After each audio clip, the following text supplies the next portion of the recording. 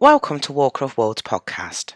My name's Rachel, and this is the place where we wander behind the veil to take a look at those little known urban legends and spooky stories. This is also the podcast where it's Halloween every day of the week. We're heading to London today. The capital of England has a rich and diverse history, especially when it comes to the supernatural, paranormal, and just plain strange. We've played host to Jack the Ripper, Spring-Heeled Jack, and the Highgate Vampire, among many other tall and interesting tales. London is a city that has an energy all of its own. Anyone who has lived or visited will attest to that. This energy draws people in from around the globe. No one can deny that London has something about it that just makes people want to be there. They want to soak up all that it has to offer and to maybe discover something new. Our next tale takes us to one of the Magnificent Seven. These 7 cemeteries are scattered across London and were built in the 19th century in order to alleviate overcrowding in other smaller cemeteries. Mostly on the outskirts of the city, they include Highgate, Kensal Green, and the location of our current story, Brompton. Unlike its sister cemetery of Highgate, Brompton is built on relatively flat land. Opened in 1840, Brompton is adjacent to West Brompton Station on the Fulham Road and is classed as being in the Royal Borough of Kensington and Chelsea. While the cemetery was originally established as a private company, it is now the property of the Crown and maintained and managed by the Royal Parks. Brompton Cemetery has 35,000 monuments, from simple headstones to substantial mausolea, which mark more than 205,000 resting places. The site includes large plots for families and common graves where coffins are piled deep into the earth. It also has a secluded garden of remembrance at the northern end for cremated remains. The cemetery continues to be open for burials and is also known as an urban haven for nature. In 2014, it was awarded a National Lottery grant to carry out essential restoration and to develop a new visitor centre, among other improvements. This restoration work was completed in 2018. Notable burials within the cemetery include suffragette Emmeline Pankhurst, footballer Jack Whitley, writer Geraldine Dewsbury, photojournalist Tim Hetherington, and socialite Hannah Courtoy.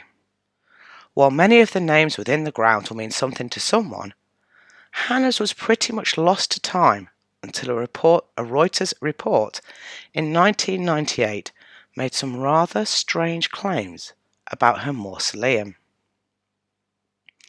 Hannah was born Hannah Peters in 1784.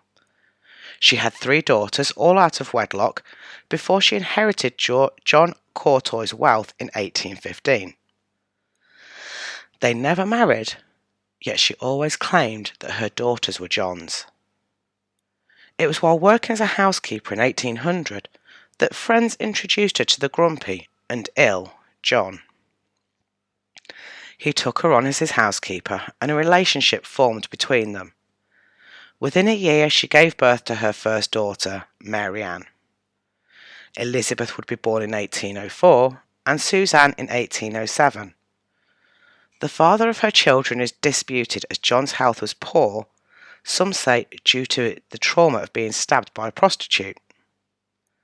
At least one source claims that the father of the children was Francis Grosso, the man who'd introduced Hannah to John.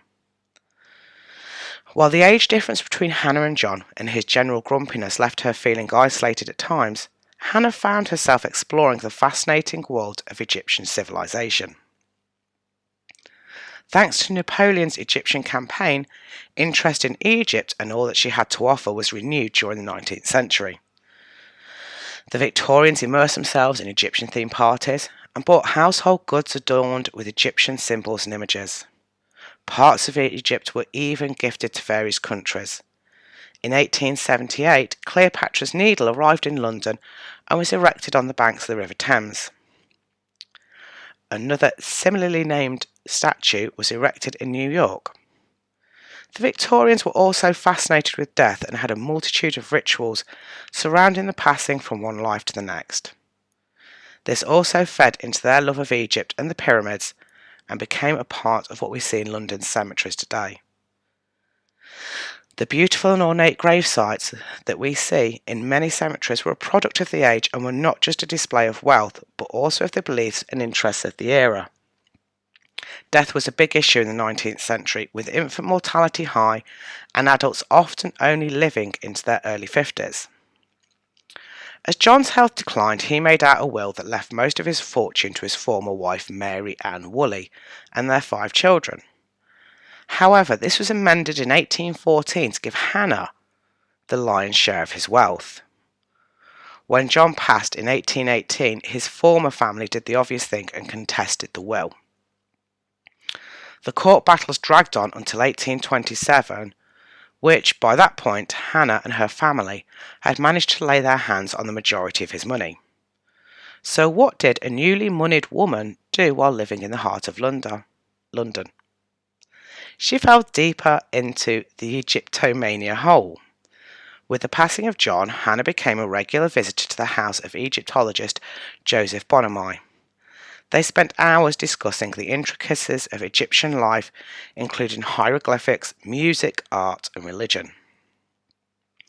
Hannah finally came to the conclusion that the Egyptians had a far greater knowledge of the universe and its workings. It's not hard to believe that they may have also dwelt upon the idea of time travel. Hannah passed away on the 26th of January 1814 in Belgravia, London. However, her imposing mausoleum wasn't completed for another 5 years, and her body was interred elsewhere until it was time for her to move into her new forever home. So what's so special about Hannah's final resting place? Why did Reuters focus on it back in the late 90s? Well, welcome to the tall tale of the Brompton time machine. In the eastern part of Brompton Cemetery is an imposing building that towers over nearby graves. To some, this mausoleum has a passing resemblance to Doctor Who's TARDIS. And if the tales are true, then the interior may be bigger than the structure's exterior. Sat atop a plinth of steps, the square building is, as you'd expect, topped off by a pyramid. It's when you step closer that the detailing on the building becomes even more evident. The heavy bronze door is ringed with hieroglyphics, while a scarab beetle is prominent across the building. The beetle was often seen on the clothing and jewellery of Egyptian royalty and deities, and symbolised the never-ending cycle of life and, interestingly, the idea of regeneration and rebirth. Along the bottom of the door are 7 tiny wheels. At first glance they appear to be vents to allow air to circulate through the mausoleum. Yet people have speculated that they help to power whatever machinery is within the building. At the top of each of the 4 walls are what appear to be clock dials. These pieces of glass are surrounded by 8 holes. Some believe that the circular glass in the faces are crystals to power the time machine, or that the machine harnesses the power of the sun in some way. But the story becomes even stranger. In order to build a cemetery, plans have to be submitted. Brompton Cemetery holds plans for every other mausoleum and monument within its grounds. There are, however, no plans for the Courtois building, and none have ever been found.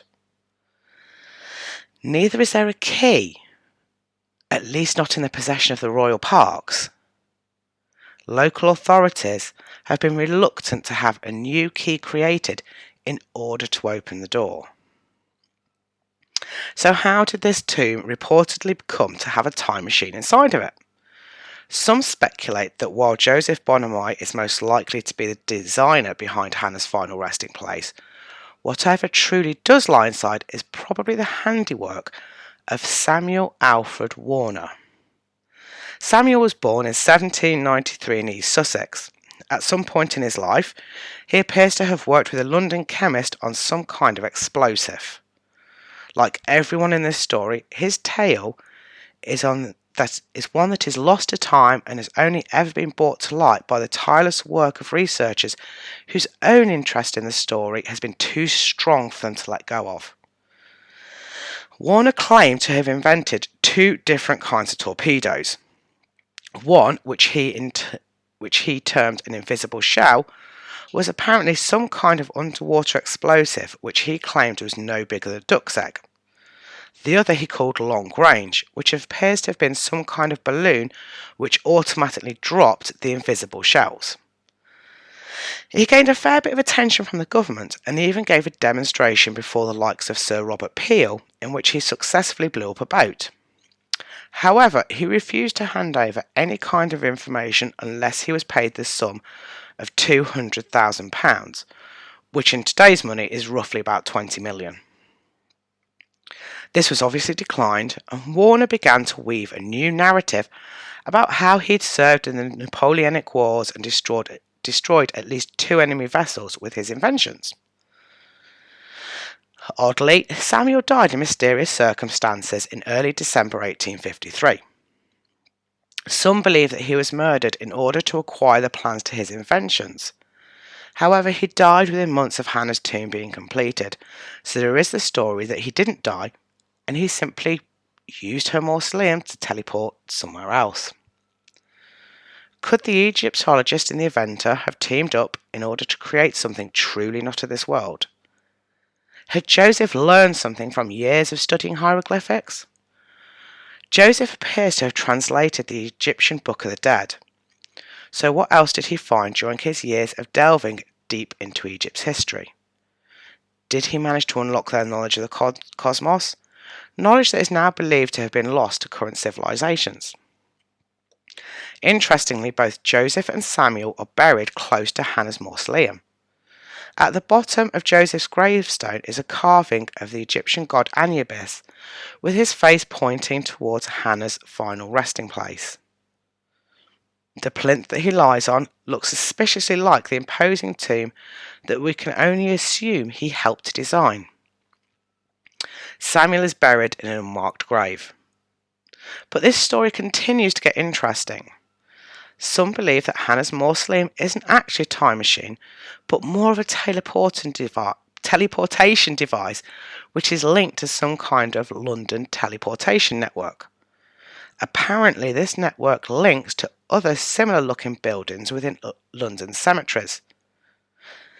So much so that it's been compared to the Flu network in Harry Potter. Still more people believe that it is a device for travelling through space, and that Hannah and the 2 daughters that are buried with her, the third married a barrister and decided to be buried elsewhere in the cemetery, have spent nearly 200 years zipping around the universe. There's one final and quite dark note about Hannah's final resting place. Unlike other graves within the cemetery, the mausoleum doesn't rest on a plot of grass, nor is it tucked away close to catacombs. Instead, it sits in the centre of 2 footpaths, a crossroads. Crossroads have long been seen as places of power and magic. Many religions, including voodoo, hoodoo, paganism, and Greek and Roman mythology, believe that crossroads are points of great energy and gateways to other realms. Crossroads were also burial points for suicides and criminals up until 1823. They were both regarded as the same crime, and therefore the bodies weren't allowed to rest in consecrated ground. Crossroads burials were officially abolished in 1823, and while Hannah's tomb is in a cemetery, it's also resting on a crossroads within the cemetery grounds. Was the placement of the tomb symbolic? Or is there another reason for building it in such a place? Perhaps they didn't want Hannah's soul to find its way home. Or perhaps this was an intersection for whatever transportation network the tomb was linked to. The Reuters story, dated the 10th of October, 1998, reads, "Shrouded by trees in the middle of London's Brompton cemetery stands a strange, imposing structure carved with elaborate Egyptian-like figures that has been exciting the interest of writers and researchers. The 150-year-old mausoleum is the only one in the cemetery for which no plans can be found. Its occupants are a mysterious trio of spinsters about whom almost nothing is known. Intrigued by the tomb, writer Howard Webster began researching its origins and now believes the 20-foot tall building was a time machine built by a maverick Victorian genius, Samuel Warner, who also invented the torpedo. Warner is buried in an unmarked grave about 70 feet from his creation, and in another nearby grave lies his likely collaborator, architect and Egyptologist Joseph Bonomi. The trapezoid of dark polished granite is decorated with narrow bands of carved hieroglyphics and has a huge bronze door for which there is no surviving key. It has not been opened for more than 120 years. 60 feet away, Bonomi's gravestone bears similar hieroglyphic carvings, including the Egyptian god of the dead, Anubis, sitting on what appears to be a replica of the mausoleum. Webster believes this is a vital clue to the mausoleum's secret. The direction Anubis is facing, toward the mausoleum, suggests in Egypt mythology a soul lost out of time. So what is this strange-looking tomb in Brompton Cemetery? Time machine? Teleportation device? Or just the final resting place of a Victorian eccentric? You decide. I do believe that now a key has been found to the door, because obviously that story is 20 odd years old. I believe that the family, the remaining family of Hannah, do have a key, but obviously, for obvious reasons, have not allowed it to be used to open the door. If anyone has any information on whether there are plans, I could not find any evidence that there are plans for her mausoleum. Please do get in touch and let me know. I would be super interested to see if there's any other developments on this story, because this one started popping up in April 2020, just as the first lockdown happened in the pandemic. A lot of people were obviously suddenly found themselves with time on their hands, and they were updating their blogs and things like that, and so they were finding out or resurrecting these really interesting stories, which was when I first heard about the Brompton time machine. I think it was around April, May 2020, and so when I decided that I wanted to do this podcast, it was one of the first ones that I wanted to talk about. But yes, if anyone has any more information, any other interesting facts about it, knows that there are plans or knows that there is a key, please do get in touch. I'd be really interested to hear from you, and thank you for listening. I really appreciate it. So Brompton Cemetery is super easy to get to. West Brompton Station is on the District Line and is also served by Southern and Overground trains. Brompton Cemetery is right next door to the station and is completely flat, so it should be accessible to everybody. The cemetery itself is open from 7 a.m. to 5 p.m. 7 days a week, and the main entrance is on Old Brompton Road next to the station. Obviously, these times and openings and entrances could change due to the current COVID situation, so please do check before visiting.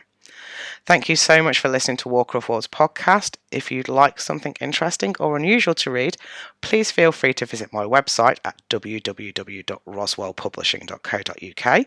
We're also over on Instagram at Roswell Publishing. It goes the same for Walker of Worlds. We're also on Instagram and Facebook at Walker of Worlds podcast. Thank you again. Thank you so much for listening, and until next time, stay spooky.